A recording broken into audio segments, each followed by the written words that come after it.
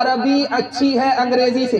कहा वो कैसे? तो कहा कि अल्लाह का कलाम कुरान अरबी में नाजिल हुआ है, अंग्रेजी में नाजिल नहीं हुआ है। कहा मुबारक हो, बहुत अच्छा जवाब दे रहे हो, लेकिन कुरान को पहले पढ़ना चाहिए, बाद में स्कूल आना चाहिए। तुम डायरेक्ट स्कूल आए हो, कुरान नहीं पढ़ते हो। बात क्या है? कहा माँ बाप का कसूर है, वो जहां भेजेंगे वहां जाना पड़ेगा। बड़े बड़े लोग बड़ी बड़ी डिग्री लेकर के आ गए, कुरान पढ़ना नहीं आ रहा, बाप का नमाज जनाजा भी नहीं पढ़ा पा रहे, कुरान पढ़ना नहीं आ रहा है और नमाज पढ़नी नहीं आ रही है। इसलिए नमाज पढ़ने के लिए नहीं आ रहे हैं कि पढ़ना ही नहीं आ रहा। जानते हैं कसूर किसका है? माँ बाप का है। पैदा होते ही ध्यान हो गया कि विद्या विहार में अपने बेटे का दाखिला करा देना है, लेकिन इस तरफ ध्यान नहीं गया कि डॉक्टर बाद में बनाना है, पहले अपने बच्चे को कुरान की तालीम देकर मुसलमान बनाना है। अगर आपका बच्चा खुदा ना खास्ता कुरान से महरूम हो गया, जानते हैं आपके खिलाफ मुकदमा करेगा अल्लाह की अदालत में।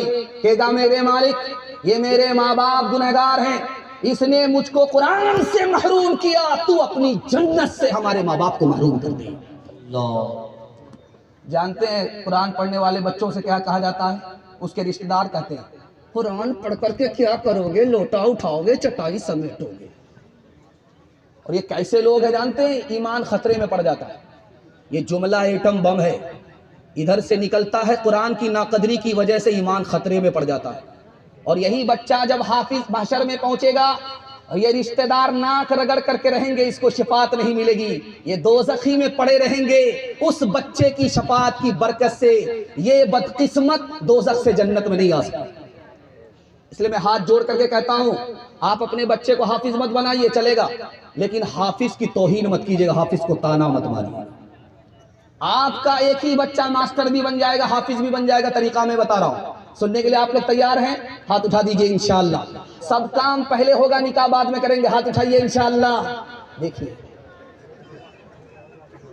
आपको यह मौका फिर कहां से हाथ आएगा, ध्यान से सुनिएगा। 5 साल अपने बच्चे को स्कूल में पढ़ाइए, 5 साल जब स्कूल में मुकम्मल कर ले तो उसको निकालिए 3 साल के लिए, मदरसे में दाखिल कर दीजिए। 3 साल में आपका बच्चा हाफिज कुरान बन जाएगा। जानते हो उसका दिमाग कितना तेज होगा? जैसे पत्थर पर चाकू तेज होता है, उसी तरह आपके बच्चे का दिमाग तेज हो जाएगा। वो 3 साल का जो गैप हुआ उसको ट्यूशन कराइए, गारंटी है वो हर बच्चे को पीछे छोड़ देगा, सबसे आगे निकल जाएगा। रुड़की का बच्चा हाफिज कुरान पूरे हिंदुस्तान में टॉपर हो गया। जानते हैं क्यों? जिसके लिए कुरान आसान, उसके लिए दुनिया की कोई किताब मुश्किल नहीं हो सकती। हाथ उठा करके वादा कीजिए, अपने बच्चे को डॉक्टर बाद में बनाएंगे, पहले हाफिज कुरान बनाएंगे, मुसलमान बनाएंगे इंशाअल्लाह। अपने बच्चों को तुम इल्म कुरान दो, अपने बच्चों को तुम इल्म कुरान दो, अपने बच्चों को तुम इल्म कुरान दो, अपने दीन और शरीयत की पहचान दो। बबलू बबली ना रखना कभी इनका ना करना, इस बात का तो मगर एहतराम करना, इस बात का तो मगर एहतराम। तालीम के हवाले से दूसरा पैगाम सुनने के लिए आप लोग तैयार हैं? हाथ उठा दीजिए इंशाअल्लाह। कौम का बच्चा मदरसे में, अपना बच्चा स्कूल में, हाथ उठा दीजिए इंशाअल्लाह। खैर माशाअल्लाह, आपकी बेदारी को टटोल करके ये देखना चाहता हूं कि मेरा पैगाम बर्बाद हो रहा है या फिर पैगाम की हिफाजत हो रही है। बहुत अच्छा सुनने, अल्लाह आपको जज़ाए खैर दे। ध्यान से सुनिएगा, जल्दी से निकल जाएगा। सवाल हुआ हजरत हुसैन का, एक भिखारी से सवाल हुआ, आदमी खूबसूरत कैसे होता है? तो उसने झट से जवाब दिया, जब आदमी के पास माल होता है वो खूबसूरत हो जाता है, जब आदमी के पास इल्म होता है वो बड़ा खूबसूरत हो जाता है। बाप ने बेटे से कहा कि बेटा ये बताओ, पेदर बड़ा है या हुनर बड़ा है? हुनर बड़ा है या पेदर बड़ा है? पेदर के माने बाप के आते हैं। बाप बड़ा है या इल्म बड़ा है? हुनर बड़ा है या पेदर बड़ा है? तो बेटे ने कहा बहादुर आप बता दो। कहा बेटा बाप से बढ़कर के इल्म है। जब खुदा के सामने खड़े होगे तो खुदा ये नहीं पूछेगा कि तू किसका बेटा है, मगर ये जरूर पूछेगा जो इल्म दिया उसके मुताबिक क्या अमल किया। माल बढ़ करके है या इल्म बढ़ करके? आपको हैरत होगी, माल से भी बड़ा इल्म है। जब माल आता है तो लोग दुश्मनी करने वाले बढ़ जाते हैं, और जब माल आता है, इल्म आता है, तो दोस्ती करने वाले बढ़ जाते हैं। जब माल आता है तो उसके लिए ताला लगाना पड़ता है, उसकी हिफाजत करनी पड़ती है, और जब इल्म आता है तो इल्म आदमी की खुद हिफाजत करता है। जब माल आता है तो आदमी सर उठाता है, तकब्बुर करता है, और तकब्बुर के बाद वो बर्बाद होता है। लेकिन जब इल्म आता है तो आदमी सर झुकाता है, अदब करता है। अदब और तवाज़ो की वजह से अल्लाह उसे सर बुलंदी अता फरमाता है। एक तजर्बे की बात है कि जिसका बेटा जितना काला होगा उसकी माँ बचपन में उतना ज़्यादा साबुन लगाती है, किसी तरह ये कालिया गोरा हो जाए। मगर वो साबुन तो काला हो जाएगा, वो कालिया गोरा नहीं होगा, क्योंकि आसमान से ही काला आया। खुदाई रंग है, कुदरती रंग है, ये बदलने वाला है। लेकिन कुर्बान जाइए उस माँ के ऊपर, उस काले को भी 14वीं का चांद समझते हैं। बेटा काला है, कलौटा है, होंठ मोटे मोटे हैं, दांत बाहर है, एक आंख किधर है, एक आंख किधर है, निहायत बदसूरत है। माँ ने कहा कि बेटा तू बड़ा बदसूरत है, लोग तुम्हें अपने पास नहीं बिठाएंगे, एक काम कर ले, लोग तुमको तरक्की पर बिठाएंगे। बेटा बोला अम्मा जल्दी से बचा दो, क्या काम करना? का बेटा रात दिन एक कर दो, सबसे ज्यादा इल्म हासिल करो। जिस दिन तुमने सबसे ज्यादा इल्म हासिल कर लिया, लोग तुम्हारी जूतियां सीधी करेंगे, तरक्की पर बिठाएंगे। बाप की नसीहत को, माँ की नसीहत को बेटे ने कबूल किया। रात दिन एक करके इल्म हासिल करने वाला ये बदसूरत बेटा मक्का का काजी बन गया। सुभान अल्लाह, सुभान अल्लाह। मुसलमान 3 चीजों में पीछे है इस वक्त। सबसे पहली चीज तिजारत। 100 में सिर्फ 5 मुसलमान तिजारत करते हैं, 95 गोल। मुसलमान मुलाजमत में पीछे है, सिर्फ 2 मुसलमान नौकरी करते हैं, 98% गोल। मुसलमान इल्म में पीछे हैं, 100 में सिर्फ 4 बच्चे इल्म हासिल करते हैं, 96 गोल। और अक़वाम मुत्तहिदा की रिपोर्ट के मुताबिक सबसे बड़ा जो जाहिल मुल्क है वो हिंदुस्तान है, सबसे बड़े जो जाहिल है वो मुसलमान है। 62% मर्द जाहिल है, 72% औरत जाहिल है।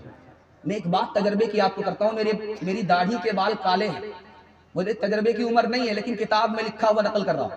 आप कितना ही अच्छा अपने बच्चे को खाना खिलाइए, आपका एहसान याद नहीं रखेगा। आप अपने बच्चे को कितना ही अच्छा कपड़ा पहनाइए, आपका बच्चा एहसान भूल जाएगा, याद नहीं रखेगा। आप कितना ही बड़ा मकान बना करके अपने बच्चे को दीजिए, वो एहसान नहीं मानेगा। लेकिन किताबों में तजर्बा लिखा हुआ है, एक एहसान कर दीजिए, जिंदगी भर याद रखेगा। आप जाहिल रहे कोई फर्क नहीं पड़ता, अपने बच्चे को औकात को दाव पे लगा करके पढ़ा लिखा दीजिए, जिंदगी भर एहसान याद रखेगा। वो बातें जिनसे कौमें हो रही है नामवर सीखो, उठो तहजीब सीखो, सनअते सीखो, हुनर सीखो, बढ़ाओ तजर्बे अतराफ़ आलम में सफर सीखो, खवासे खुश को तर सीखो, उलूमे बहरो बर सीखो। खुदा के वास्ते ऐ नौजवानों होश में आओ, दिलों में अपनी गैरत को जगा दो, जोश में आओ, दिलों में अपनी गैरत को जगा दो, जोश में आओ। दुनिया और आखिरत के हवाले से बड़ा खूबसूरत मुताला आपकी खिदमत में रखने के लिए जा रहा हूँ। आप लोग सुनने के लिए तैयार हैं? हाथ उठा दीजिए इंशाअल्लाह। जवानी में सोएंगे, बुढ़ापे में जागेंगे, हाथ उठाइए इंशाअल्लाह। माशाअल्लाह।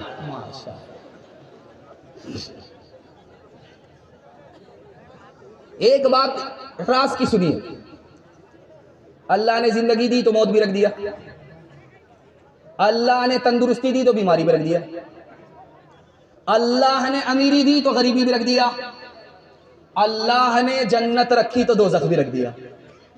ये राज सुनिए, अल्लाह आपके इल्म में इजाफा फरमाए। आप इतने बड़े लोग हैं, जन्नत पर हमारा आपका ईमान है, लेकिन अगर आपसे एक सवाल हो जाए कि जन्नत में आप क्यों जाना चाहते हैं, तो एक ही जवाब है, उसके अलावा दूसरा कोई जवाब नहीं है। इस पर इस पैगाम को खत्म कर रहा हूं, ध्यान से सुनिएगा। अल्लाह ने अमीरी रखी, मालदारी रखी, तो उसके साथ गरीबी इसलिए रख दिया ताकि खुदा की नेमत जब उसका बंदा खाए तो नाम ले, नमक हरामी ना करे। अल्लाह ने तंदुरुस्ती के साथ बीमारी क्यों रखी? बीमारी इसलिए रखी कि खुदा का बंदा खुदा को भूल न जाए। राहत में तो सब भूल जाते हैं, मुसीबत में सब याद करते हैं, कहीं मुसीबत में भी ना भूल जाए। इसलिए अल्लाह ताला ने तंदुरुस्ती के साथ बीमारी भी रख दिया। देखिए क्या कितना बड़ा हकीम है, उसका कोई भी काम हिकमत से खाली नहीं है। उसने जिंदगी के साथ मौत रखी। मौत क्यों रखी जानते हैं? मौत इसलिए रखी कि मौत के बगैर खुदा के बंदे की खुदा से मुलाकात होती ही नहीं है, इसलिए उसने मौत रख दी। इसलिए मौत को तोहफा कहा जाता है कि खुदा की तरफ से है, खुदा के बंदे की खुदा से मुलाकात हो जाए। अल्लाह ने जन्नत के साथ दोज़ख को रखा, जानते हैं क्यों? ताकि उसका बंदा गुनाह ना करे, ताकि उसका बंदा उसके दिल में, अपने दिल में उस खुदा का खौफ रखे, बेखौफ ना हो जाए। एक बात आपके इल्म को बहुत ज्यादा मजबूत करेगी। इतनी बड़ी तादाद है, जन्नत पर भी ईमान है, दोज़ख पर भी ईमान है, लेकिन सवाल है कि जन्नत में जाना क्यों चाहती है? दुआ कीजिए हजरत थानवी के लिए, अल्लाह उनकी कब्र को नूर से भरे। उसने कहा कि जन्नत में क्यों जाना चाहते हो? तो जवाब दिया कि जन्नत में इसलिए जाना चाहते हैं कि दुनिया में खुदा का दीदार नहीं है, दुनिया में खुदा से मुलाकात नहीं है। जन्नत में जाने वाले को खुदा का दीदार भी होगा, खुदा से मुलाकात भी होगी। सितारों से आगे जहां और भी है, अभी इश्क के इम्तिहान भी है।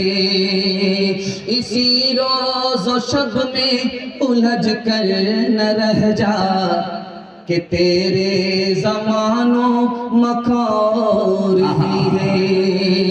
अगर खो गया एक नशीमन तो क्या गम, मकामात आहो फगार भी है।